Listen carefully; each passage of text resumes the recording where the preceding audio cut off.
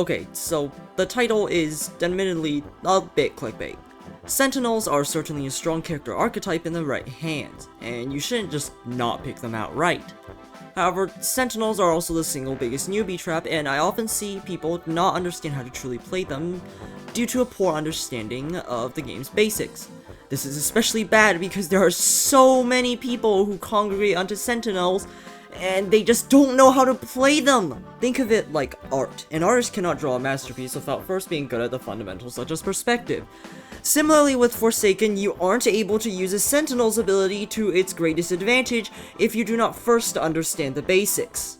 So, what are the basics? Well... anyone has most likely heard people say and probably agrees that Forsaken is a very survivor-side game. However, a lot of people will generally attribute this to teamwork and by extension abilities, as abilities are really the only reliable way to coordinate and do some teamwork. I can pretty confidently tell you that Forsaken would be survivor-sided even if every single survivor was a 100 HP blank slate with no abilities. To put it more bluntly, survivors do not need abilities to make it extremely difficult to lobby wipe. To understand this, we're going to have to look at some numbers. Out of the 5 killers currently in the game, all 5 have 110 stamina, which is 10 more than survivors, slightly increased stamina regen and decreased stamina drain, and faster sprint speed. Most people will look at those, stop there, and just assume that every killer can catch up to a survivor without any abilities. However, this is actually not true, and this is because every killer has slower walk speed than survivors, which means a chase will last much longer if you don't kill them in your initial sprint, which you almost certainly won't against an attentive survivor. Due to this, you may be surprised to hear that only 3 of the 5 killers can actually catch up to a survivor in an endurance chase.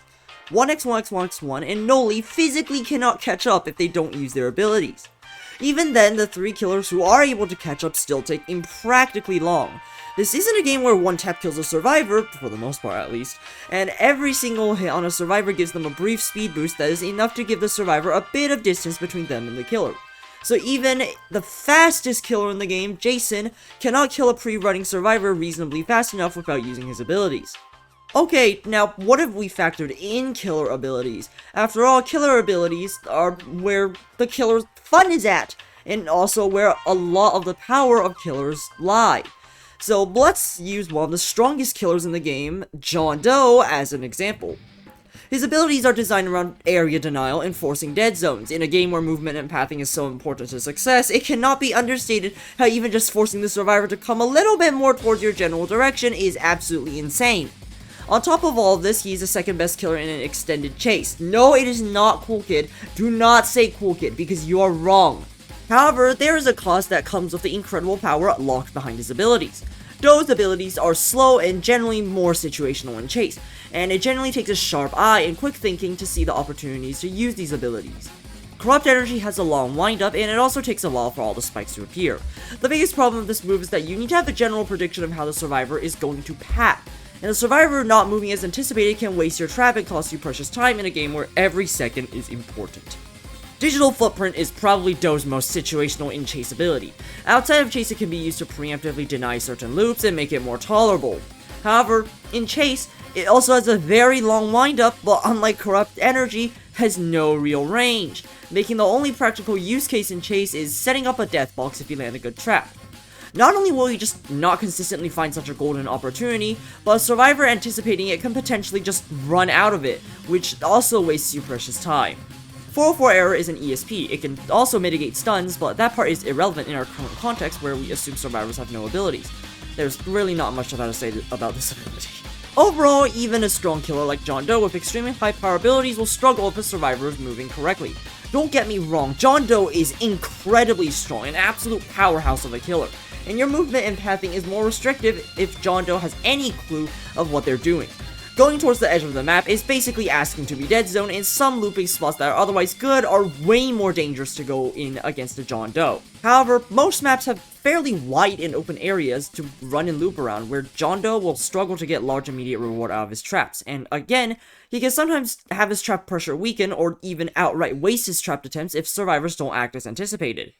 You will find similar things with other killers, where their abilities, although powerful when successfully used, has flaws that hurt it consistently, especially when combined with good movement fundamentals. Jason is the exception to this rule, and not in a good way. His abilities have literally no kind of unique gimmicks or far-range pressure and are more of supplements to his M1s when he's up close. Even Raging Pace really doesn't help him unless used as a point-blank pressure tool. To actually get to that point-blank range, you have nothing to rely on besides your speed, and I've already covered this. That is not enough to kill survivors at a practical efficiency. This is why he is usually considered the worst killer despite his individual abilities and his M1s actually being very good for its intended purpose, to create absolutely terrifying pressure up close. The point to bring home is that movement is what really makes the game so painful for the killer. Abilities are only salt on the wound. Abilities alone are absolutely not enough to cover for bad movement, and is not a replacement for it, only a supplement. Again, as stated before, simply being able to move well is absolutely incredible, and I believe even if every survivor was a 100 HP blank slate similar to pre-overall PC2, this game would still be quite survivor-sided because of it. So why is it that in your average lobbies, so many people seem to move so terribly to the point where it feels like they outright disregard basic movement entirely? This is where the trap comes in. Remember when I said that Sentinels are a newbie trap? The reason why is because stuns lull players into a false sense of security that convinces them that movement is not as important as abilities. Most players who play Forsaken have not only probably not played another asymmetrical horror game before, but also aren't over the age of 10. When they see the funny chicken man who can swing a sword and completely immobilize the killer and prevent the killer from doing anything, or a blue-haired guest who can do the same except now it's an ultra kill parry, these players believe that constantly falling back on these abilities is how you play the game. After all, these players most likely aren't here out of appreciation and enjoyment of the solid fundamentals this game is built off of, but for the hype moments in aura. And swinging a sword or parrying killer attacks sounds a lot more hype moments in aura than learning the most effective way to run. There are two problems with this. First, bad movement makes you less likely to land your stun ability in the first place. You should be getting desperate at any point now. Okay. Running away for long periods of time starts to get on the killer's nerves, which will likely make them play more recklessly and make it easier to get value out of his Sentinel's abilities, as the killer starts disrespecting your ability pressure, especially since they have probably already attempted to respect your ability pressure prior to this, but you just haven't used it at all. On top of that, clearly not being able to run makes it a lot more obvious that you need to rely on your abilities as a crutch, which means the killers will absolutely be more on the watch for them, and when you soon inevitably fall back on your ability because you suck at the game, the killer's just not going to give you what you want. They see it coming, so why should they walk into your stun at their expense? And as the final nail in the coffin, even if you do land your abilities have cooldowns. You don't have a stun or block to fall back on every single second. So what if you get caught lacking and your ability isn't off cooldown yet? What are you going to do now? I hope I have made it clear that abilities, as powerful as they are, is not the essence of the game. Without good movement, abilities will at best briefly delay your quick inevitable demise, and at worst give killers an even better opportunity to tear you to shreds.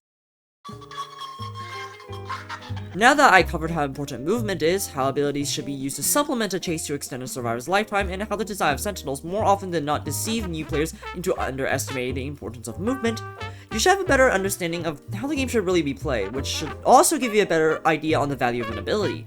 And you start realizing that a lot of characters are just as good, if not better, than Sentinels, especially if you tend to value a more consistent playstyle. The supports are the most obvious example. Elliot is a support with Pizza, a fairly large heal that is accessible for survivors even while in chase, and Rush Hour, a tremendous speed boost only locked behind healing a teammate. Anyone who isn't a total idiot knows that the condition of a survivor dying is for their HP to reach 0, and a heal available to teammates mid-chase that will allow them to tank around 2 more hits with no further penalty to you or your teammates, not only buys your teammates a lot of time, likely more time than a stun will, but is also very consistent and safe compared to most stun abilities. Rush Hour is a frame 1 speed 3 for 3 seconds with literally no downsides, buying you a lot of time and more than making up for the fact that you have 20 less HP than your average survivor. Elliot's abilities are so strong, low risk, and low commitment that even being the most fragile character in the game, he is still at a high level considered one of the best survivors, if not outright the best survivor, and is considered by Kaiser, the main balancer of the game, as the backbone character of the survivor team. Builderman is a character whose main weakness is that he needs setup time for all his abilities, so he can struggle a lot when killers tunnel him, especially killers who can pressure you and interrupt your abilities from afar like 1x. As such, he generally demands good teamwork and a good team composition, or he is prone to and almost certainly will get tunneled out and die. However, Builderman can easily become the most impactful and annoying survivor of a match if the killer does not pressure him constantly. With 6 seconds of setup, he can place down a sentry that will shoot killers within its radius and line of sight, applying slowness 2 to them. In a good spot, this can basically make a loop infinite if the killer chooses to ignore it, and if the killer chooses to destroy the sentry, they waste some kind of resource doing it, which at the very least temporarily decreases the killer's threat, and usually also costs the killer distance. With 6 seconds of setup, he is also able to place a dispenser, which is a healing structure that can heal everyone, including Builderman himself, in a short radius of it. It's not nearly as powerful as Elliot's heal, but it is still a way to help Builderman and others recover when not being pressured, extending the lifeline of survivors. Additionally, once the structure is up, Builderman doesn't need to risk anything for it to make an impact. Survivors can take advantage of it regardless of what the Builderman is doing. As a less obvious example, let's look at a survivalist, Noob. None of Noob's abilities can help his teammates anywhere near as consistently as the supports or the Sentinels, but they absolutely excel at extending the lifeline of Noob himself. Very consistently, too. Let's compare. If a Sentinel is in a chase and wants to extend it with an ability, the nature of their abilities are risky to some extent, and said abilities are just not always going to pan out how you want them to.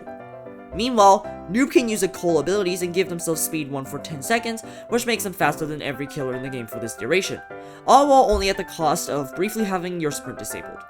There's no other conditional, there's no BS, it's just a cola on a 50-second cooldown. And that's it. While speed 1 for 10 seconds really isn't quite as explosively powerful as a stun, it is still incredibly useful, making you just faster than all 5 killers in the game, both in walk speed and in sprint speed, all while being overall more consistent to use than Sentinel abilities. In a game of Forsaken, no matter how many of your teammates die, if you live, it counts as a win. So if you want to consistently win as a survivor, Noob is actually a top pick, arguably even the best. The reason you don't see him super duper high up in most tier lists is because good tier lists, good in quotes, are generally made geared towards the competitive scene, and competitive 1v6 has different win conditions compared to an average public lobby match. To wrap it all up, once again, the title is a little bit clickbait. Sentinels are not bad characters, at least under the right circumstances. However, a lot of people can't actually use Sentinels in a competent manner, and again, I think that mainly boils down to lack of knowledge of fundamentals and just how important movement is in Forsaken. This, I believe, is partially at the fault of both media on the game and the game itself, tricking newer players, especially those who have not played ASIMs before, to underestimate the importance of movement, looking at all these cool stunts. Also, for how valuable supports are in this game, they are incredibly underutilized in most public lobbies, so please, if there's like a bunch of Sentinels congregated up in a public lobby, pick a support. They're good. I hope I gave you a little bit more insight on how to play Forsaken, and if not, well, you're all the way here in this video, and I didn't give you an incentive to skip here. So, you must have at least found this a little bit entertaining, or just want to hear me yap a little bit. That marks the end of this video. Make sure to subscribe, watch other content, do stuff, and I'll see you guys in the next one. Bye-bye.